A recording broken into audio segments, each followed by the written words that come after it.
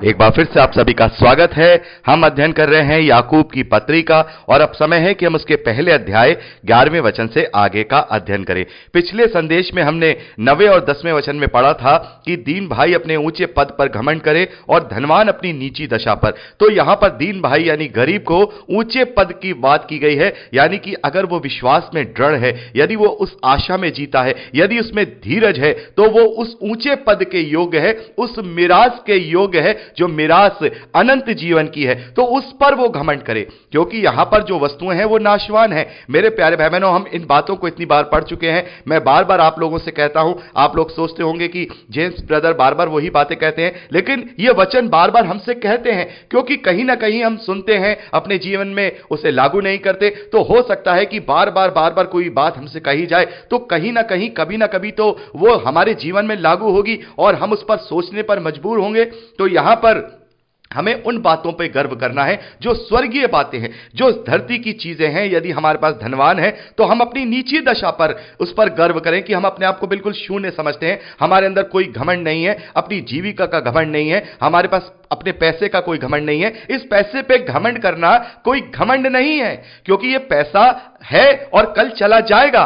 इसका यहां पर बहुत ही आगे उदाहरण अच्छे से याकूब ने दिया है, क्योंकि सूर्य उदय होते ही कड़ी धूप पड़ती है। अभी हमने पढ़ा क्योंकि वह घास के फूल की तरह जाता रहेगा 10वें वचन में, क्योंकि वह धनवान जो अपनी धनवान पर होने पर अगर घमंड करता है तो वह घास के फूल की तरह जाता रहेगा। हम देखते हैं जो घास होती है उसमें सुबह सुबह हम देखते हैं ओस भी होती है, उसमें छोटे छोटे फूल भी खिल रहे होते हैं। जो भाई अगर जानते होंगे, जिनके पास गार्डन है वो जानते होंगे कि वो छोटे छोटे फूल उसमें उगते हैं। लेकिन जैसे ही सूरज निकलता है और कड़ी धूप पड़ती है और वो घास को सुखा देती है और उस फूल को वो मुरझा देती है और वो फूल झड़ जाता है और उसकी पूरी शोभा जाती रहती है। इसी प्रकार से यदि धनवान अपने धन पर घमंड करेगा तो वो ये जान ले, आज हमारे पास कितना ही पैसा क्यों ना हो, उसे हम खर्च करेंगे और वो नाशवान है, वो खर्च हो जाएगा।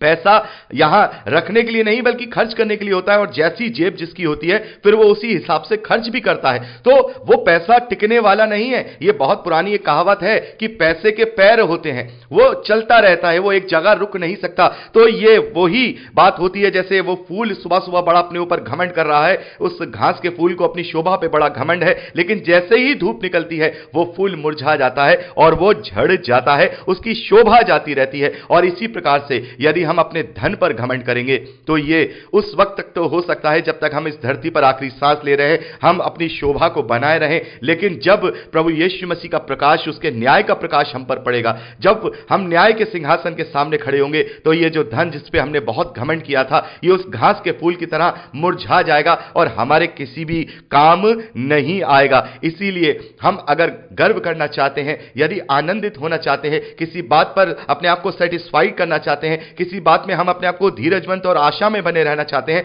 तो वो इस बात में हो कि हमारे पास वो स्वर्गीय आशीषें हैं जो हमें अनुग्रह में प्रभु यीशु मसीह के द्वारा सेंत मेत में मिली है। उसके लिए हमने कोई दाम नहीं चुकाया, सारे दाम हमारे प्रभु यीशु मसीह ने क्रूस पर हमारे लिए चुका दिए हैं।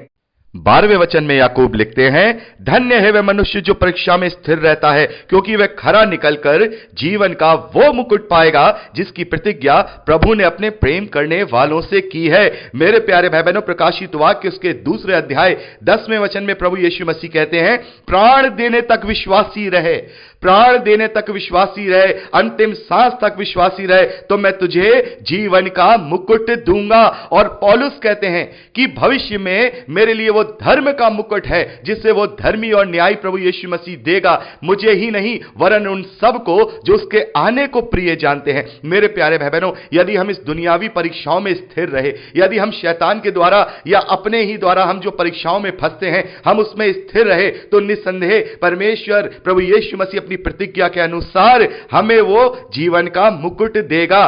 13वें वचन को बड़े ध्यान से सुनिएगा। याकूब यहां पर लिखते हैं, जब किसी की परीक्षा हो तो वो ये ना कहे कि मेरी परीक्षा परमेश्वर की ओर से होती है, क्योंकि ना तो बुरी बातों से परमेश्वर की परीक्षा हो सकती है और ना वह किसी की परीक्षा आप करता है।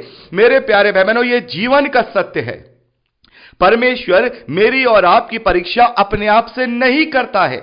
परमेश्वर मेरी और आपकी ताड़ना अपने आप से नहीं करता है, या शैतान हमारी परीक्षा अपने आप से नहीं करता है, बल्कि यहां पर 14वें वचन में याकूब लिखते हैं, परंतु प्रत्येक व्यक्ति, मैं और आप, अपनी ही अभिलाषा से खिंचकर और फंस कर परीक्षा में पड़ता है। फिर अभिलाषा गर्भवती होकर पाप को जनती है, और पाप जब बढ़ जाता है तो मृत्यु को उत्पन्न करता है। मेरे प्यारे भाई बहनों, हम जब परीक्षाओं में पढ़ते हैं तो यह ना सोचें कि ये परीक्षाएं परमेश्वर की ओर से पड़ी हैं। हां, ताड़नाएं होती हैं, ताड़नाएं होती हैं हमारे विश्वास की परख के लिए, ताड़नाएं होती हैं हमारे धीरज की परख के लिए, लेकिन ज्यादातर जो परीक्षाएं हम देखते हैं, शैतान जो जाल बुनता है या हमें उसमें फंसाता है, वो हम अपने आप से उसमें फंसते हैं।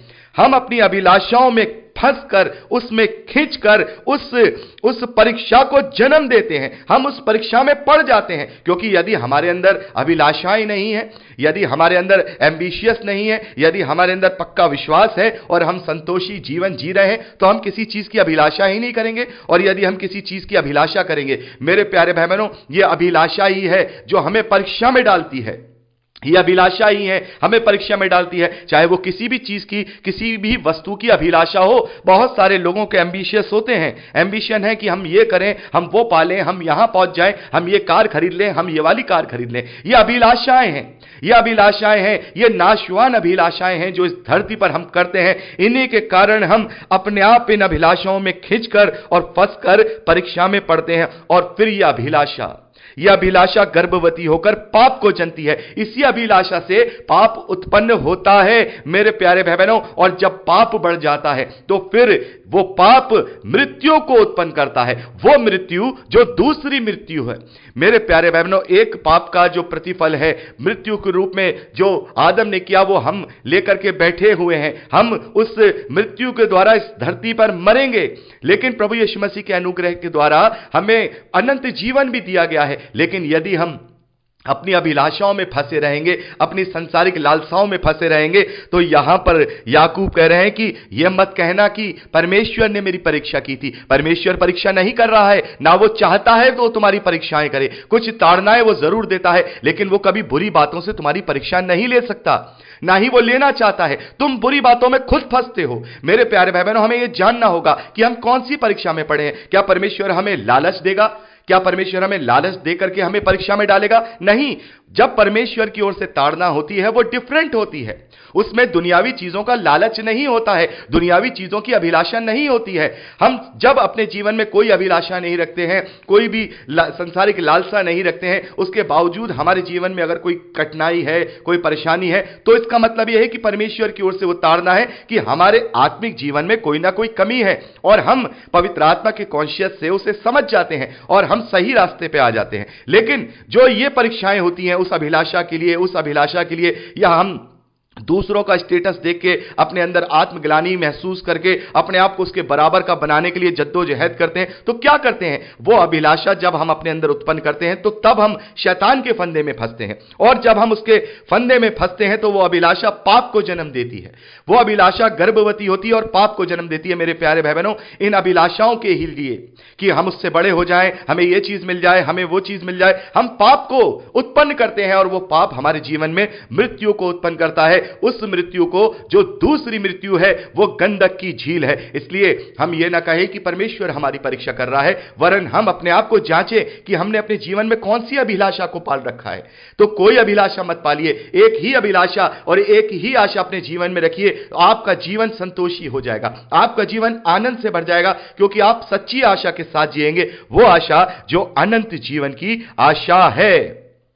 16वें वचन में याकूब लिखते हैं, हे मेरे प्रिय भाइयों धोखा ना खाओ, हे मेरे प्रिय भाइयों धोखा ना खाओ, क्योंकि हर एक अच्छा वरदान और हर एक उत्तम दान ऊपर ही से मिलता है और ज्योतियों के पिता की ओर से मिलता है, जिसमें ना तो कोई परिवर्तन हो सकता है और ना अदल बदल के कारण उस पर छाया पड़ती है। उसने अपनी ही इच्छा से हमें सत्य के वचनों के द्वारा उत्पन्न किया, ताकि हम उसकी सृष्टि की हुई वस्तुओं में से एक प्रकार का प्रथम फल हों। मेरे प्यारे भाई बहनों, यहां पर याकूब कह रहे हैं कि अपने आप को किसी प्रकार का धोखा मत दो, क्योंकि हर एक अच्छा वरदान और अच्छा दान, उत्तम दान ऊपर से ही मिलता है। अपने आप को इस धरती की अभिलाषाओं में फंसाकर धोखा मत दो। यहां की चीजें कुछ भी नहीं है, ये नाशवान है।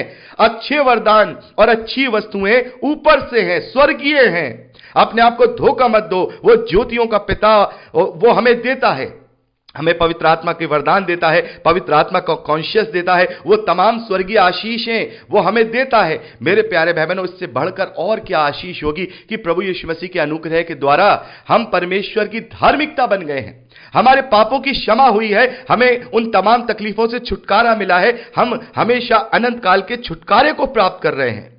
और इस प्रतिज्ञा में वो कोई भी परिवर्तन नहीं करता, ना कोई अदल बदल करता है, ना कोई फेरबदल करता है, क्योंकि उसने अपनी इच्छा से हमें सत्य के वचन के द्वारा उत्पन्न किया है। मुझे और आपको उसने सत्य के वचन के द्वारा, यानी अपने वचन के द्वारा उत्पन्न किया है, अपने स्वरूप में उत्पन्न किया है, ताकि हम उसकी सृष्टि की हुई वस्तुओं में से एक प्रकार का प्रथम फल हों। मेरे प्यारे भाई बहनों, हम जो मनुष्य हैं वो बाकी सृष्टि से अलग हैं। मैं हमेशा से कहता हूं कि हम सब सृष्टि से अलग हैं, क्योंकि परमेश्वर ने जो सृष्टि को बनाया है वो वचन के द्वारा बनाया है, और हमें भी उसने वचन से ही बनाया है, लेकिन हमारे अंदर उसने अपने श्वास को फूंका है जो उसके स्वरूप में है। वो हमें उसने अपने स्वरूप में बनाया है, हमारे आत्मिक स्वरूप को उसने अपने स्वरूप में बनाया है। तो यहां पर हम देखते हैं कि हम जो मनुष्य हैं उसकी सृष्टि की हुई वस्तुओं में एक तरह से हम प्रथम फल हैं। हम वो प्रथम फल हैं जो उसकी सहभागिता में होंगे, हम प्रथम फल हैं जो उसके स्वरूप में है।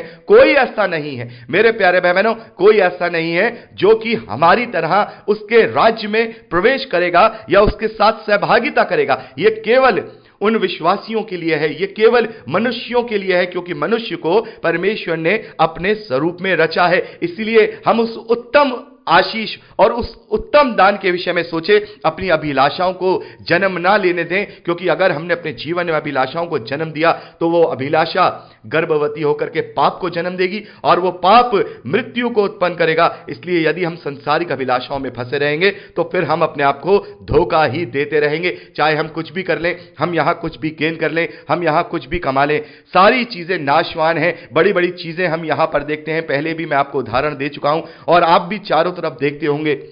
बड़ी बड़ी बिल्डिंगें हम इंडिया में देखते हैं, बड़ी बड़ी बिल्डिंगें अंग्रेजों के द्वारा बनाई हुई हैं, बड़ी बड़ी बिल्डिंगें बड़े बड़े राजा महाराजाओं के द्वारा बनाई गई हैं, निजाम के द्वारा बनाई गई, मुगलों के द्वारा बनाई गई, राजपूतों के द्वारा बनाई गई, अंग्रेजों के द्वारा बनाई गई। वो सब मर खप गए, और आज उनके महलों पर टिकट लगा करके लोग उनके महल देख रहे हैं। किसी जमाने में वो उनका बड़ा वैभव था, लेकिन आज उस महल में जब हम जाते हैं, हम जयपुर जाएं तो वहां पर हम देखते हैं, सिटी पैलेस में जाते हैं, वहां पर टिकट लगा हुआ है, उनके वस्त्रों की प्रदर्शनी हो रही है। ताजमहल जाएं तो वहां पर उनकी बनाई हुई चीजों को हम 100 रुपए के टिकट लेकर के देखते हैं। किले में जाएं, दिल्ली जाएं, आगरा किला देखें, सब जगह, दिल्ली इंडिया गेट, बॉम्बे में हम इंडिया गेट देखें, तो हम देखते हैं कि ये सब चीजें जो बनाई गई, सारी चीजें यहीं के यहीं रह गई। उन लोगों ने इस पर बड़ा घमंड किया होगा, बड़ा ही उस पर गर्व किया होगा कि हमने ये बनाया, लेकिन वो वहां से खप चले गए। और जब इस धरती को लपेटा जाएगा, चादर की तरह लपेटा जाएगा, तो मेरे प्यारे भाई बहनों, इनमें से कुछ भी बाकी नहीं रहेगा। प्रभु यीशु मसीह कहते हैं, आकाश की शक्तियां हिलाई जाएंगी, ऐसे बड़े बड़े भूकंप होंगे कि इससे पहले ना तो कभी हुए थे और ना उसके बाद होंगे, क्योंकि पुरानी पृथ्वी और पुराना आकाश जाता रहेगा, नई पृथ्वी और नया आकाश आएगा। मेरे प्यारे भाई बहनों, यदि एक जबरदस्त भूकंप आ जाए परमेश्वर के द्वारा, अगर इस धरती पर एक जबरदस्त भूकंप आ जाए, तो ये इतनी बड़ी बड़ी बिल्डिंगें जो आज खड़ी हुई हैं, बड़े बड़े स्टैच्यू खड़े हुए हैं, आईफल टावर खड़ा हुआ है, ताजमहल खड़ा हुआ, कोई अपनी जगह पे स्थिर नहीं रह पाएगा, क्योंकि ये स्थिर नहीं है, ये सब नाशवान है। इसलिए मेरे प्यारे भाई बहनों, हमें अपने आप को धोखा नहीं देना है, अपने जीवन में कोई अभिलाषा को उत्पन्न करना ही नहीं है। केवल उतनी ही जरूरत जो हमें इस धरती पर रहने के लिए आवश्यकताएं हैं, उन्हीं के विषय में हमें जद्दोजहद करनी है, और उसमें भी हमें ज्यादा परेशान होने की जरूरत नहीं है। हम ईमानदारी के साथ मेहनत करें, कार्य करें, ईमानदारी के साथ अपने कारोबार को या अपने बिजनेस को करते जाएं। परमेश्वर हमारी तमाम आवश्यकताओं को अपने स्वर्गीय भंडारों से हमेशा हमेशा पूरी करता रहेगा। उसके लिए हमें कोई टेंशन लेने की जरूरत नहीं है। लेकिन अगर अभिलाषाओं को हम जन्म देंगे तो फिर हम परीक्षाओं में पढ़ेंगे, फिर हम ये ना कहें कि यह परीक्षा हमें परमेश्वर की ओर से हो रही है, क्योंकि उस परीक्षा को हमने इन्विटेशन दिया है कि आइए हमारी परीक्षा लीजिए। हमने अभिलाषा को पाला है, वो अभिलाषा अब गर्भवती होगी, अब वो गर्भवती होकर के पाप को उत्पन्न करेगी और पाप मृत्यु को उत्पन्न करेगा। तो यहां पर 12वें वचन से लेकर के 18वें वचन तक उस परीक्षा के विषय में और उस लालच के विषय में यहां पर बताया गया है, जिस लालच में फंस के हम अपने आप को, अपने आत्मिक जीवन को और इस संसारिक जीवन को भी नष्ट बना लेते हैं। क्योंकि पौलुस कहते हैं कि जो धन होता है उससे हम अनेक प्रकार के दुखों से अपने जीवन को छलनी बना लेते हैं।